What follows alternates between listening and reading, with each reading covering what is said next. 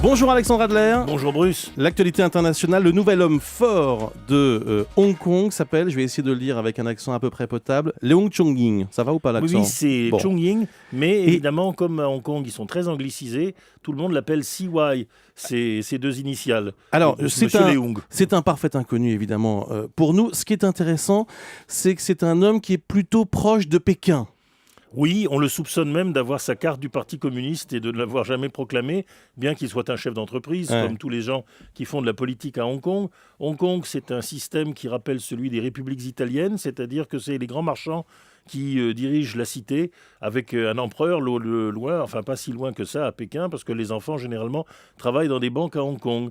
Et Hong Kong, malgré tout, est resté la vitrine démocratique de la Chine. C'est la Chine, mais les libertés publiques y sont totales. Ouais. Le droit est le droit anglais. Les statuts sont pas tout à fait les mêmes à Hong Kong. Non, pas du tout. Et d'ailleurs, il y a une petite frontière. On ne peut pas immigrer à Hong Kong. C'est les gens de Hong Kong qui ne le souhaitent pas. En tout cas, petit à petit, cette frontière est arasée, mais elle existe. Et c'est la raison pour laquelle quelque chose de nouveau s'est produit à cette occasion. Les deux derniers présidents étaient en effet les chefs du Civil Service britannique, Han Son-chan et Donald Tsang, qui étaient tous les deux des Anglais jusqu'à la moelle des os, et ça convenait parfaitement. Là, il y a eu donc deux oligarques qui se sont affrontés. Et un petit peu comme le métro aérien, où tout d'un coup on comprend la structure des choses, eh bien les deux oligarques représentaient les deux tendances qui se sont battues au bureau politique chinois.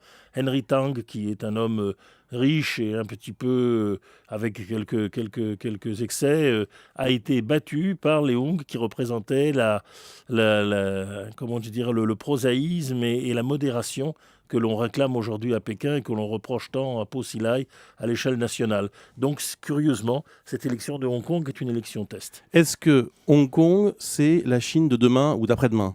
Les Hongkongais le pensent. Ils ont toujours pensé.